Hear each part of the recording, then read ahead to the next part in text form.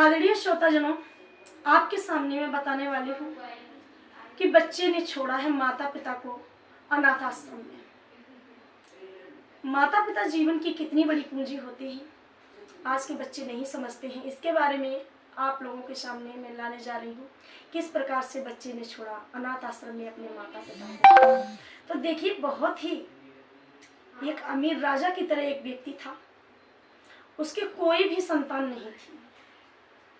कुछ दिन बीत गए तो उनकी पत्नी ने कहा कि संतान के बगैर हमारे राज्य का क्या होगा। ऐसा वो सोचते रहे तो एक बार उनकी पत्नी ने कहा कि हम ऐसा करते हैं कि किसी अनाथ आश्रम में जाकर हम एक बच्चे को गोद लेते हैं। इसके बाद उन्होंने एक बच्चे को गोद लिया। और वो अनाथ आश्रम कौन सा था कि इन्होंने बहुत सारा वहाँ दान दिया करते थे। हर साल इतना दान देते थे अनाथ आश्रम में, सब बच्चे उनका कमाया हुआ खाया करते थे, दिया हुआ दान बहुत लोग प्रयोग करते थे।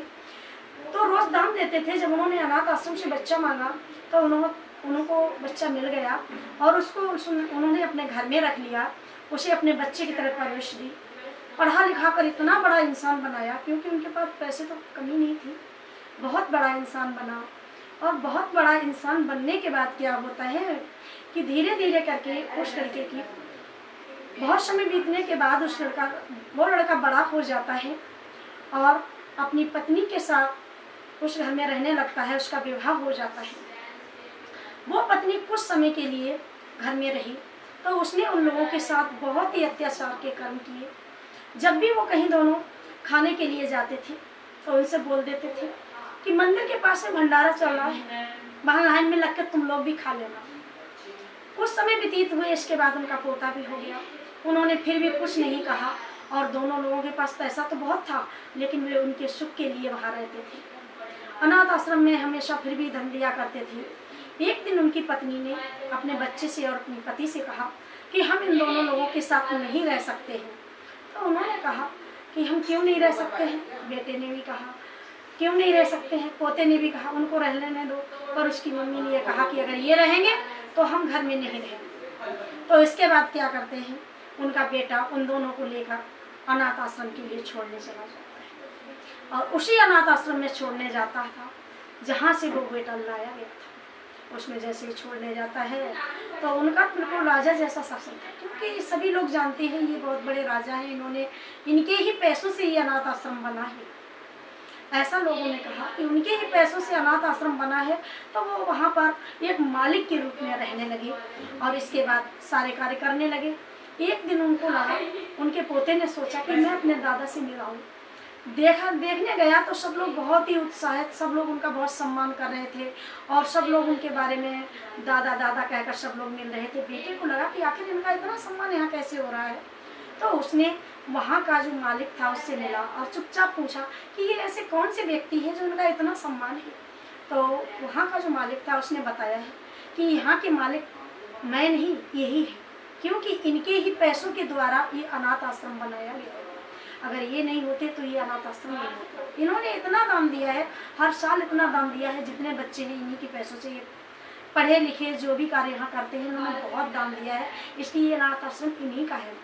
तो इसके बाद उन्होंने पूछा कि इन्हें आप जानते कैसे हो। तो उस बच्चे को उन्होंने बताया है कि ये यहाँ से एक बेटा लेकर गए थे, इनके कोई संतान नहीं थी, तब भी इन्होंने इतना दान दिया। इसके बाद ये एक बेटा लेकर गए, उसको पढ़ाया लिखाया और इसके बाद वो बेटा बहुत बड़ा अफसर बन गया और अब इनकी मर्जी है, ये अनाथ आश्रम में रहना चाहते हैं तो ये अनाथ आश्रम में रहने के लिए आ गए।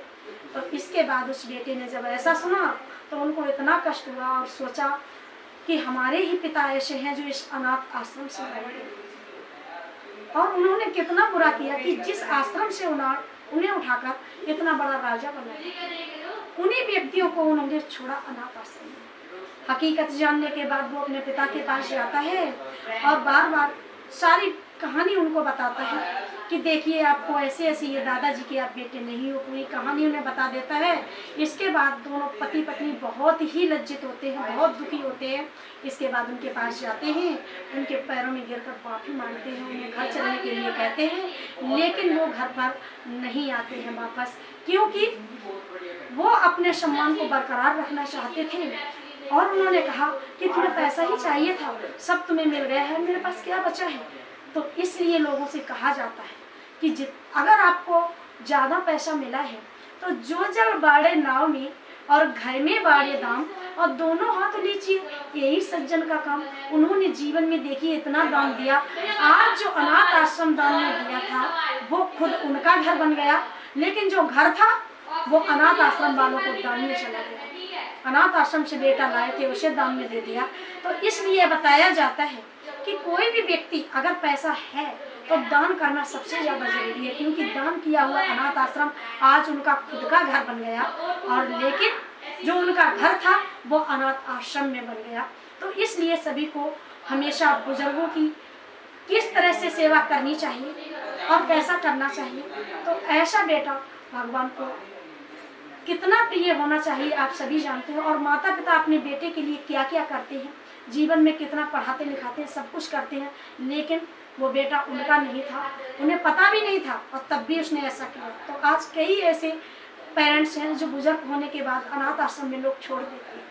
तो ऐसा कभी नहीं करना चाहिए। जो ऐसा करते हैं वो जीवन में कभी सुखी नहीं रहते। इसीलिए बताया जाता है सबसे बड़ी पूंजी हमारे बच्चे हैं, उन्हें संस्कार देना चाहिए, उन्हें सभ्यता देनी चाहिए। उन्होंने अपने बेटे के सामने जो किया वही उनके बच्चे भी यही सोचते हैं। तो कभी भी ऐसे कर्म ना करें अपने बच्चों के सामने जो वही कर्म करके कि आपको भी ऐसा सामना करना पड़े। इसलिए जहाँ तक हो सके सबसे ज़्यादा आप लोगों को बुजुर्गों का सम्मान करना चाहिए, क्योंकि हमारे बुजुर्ग ही हमारा जीवन है। अगर जड़ नहीं होगी तो फल कहाँ से आएगा।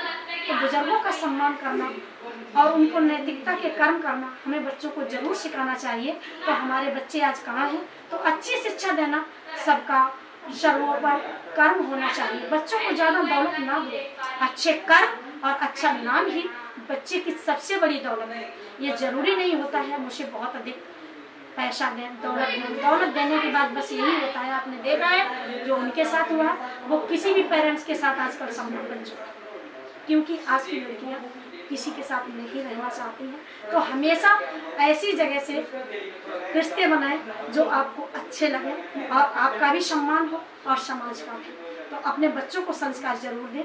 तो रामायण से जुड़ी हुई ऐसी कई कहानियाँ हर रोज मिलती रहेंगी और आती रहेंगी और आपसे मिलते रहेंगे। इसके बाद आपको देखिए बेटियों की तरफ लेके चलते हैं कि बेटियों के संस्कार कैसे हो, उस तरफ हम चलते हैं। तो बेटी के संस्कार देखिए कैसे होने चाहिए, क्योंकि सबसे पहले आप देखेंगे कि जब बेटी की विदाई होती है तो बेटी के साथ पानी क्यों लेकर जाते हैं, बेटी को पानी क्यों पिलाते हैं। इसके बाद आपको दूसरी आपको इसमें मिलेगी जरूर कि बेटी को पानी क्यों पिलाते हैं और पानी क्यों बेटी के साथ ले जाया जाता है। इस कहानी के बाद आप कमेंट बॉक्स में लिखेंगे कि किसको ये कहानी अच्छी लगी है, कौन चाहता है कि बेटियों को पानी क्यों पिलाया जाता है, क्योंकि हर किसी के पास बेटी है और सब ये जानना चाहते हैं कि बेटी की विदाई के समय बेटी को पानी क्यों पिलाया जाता है। ऐसी कई कहानियाँ हैं जो आपकी भागवत पुराण से जुड़ी हुई हैं। मैंने 20 साल भागवत पुराण का अध्ययन किया है और जितनी बेस्ट चीज़ें होंगी वो आपके सामने लाने की पूरी कोशिश करती रहूँगी बच्चों को, और आप लोग इससे जुड़े रहेंगे और लगातार आपको ऐसी ज्ञानवर्धक कहानियाँ मिलती रहेंगी। धन्यवाद।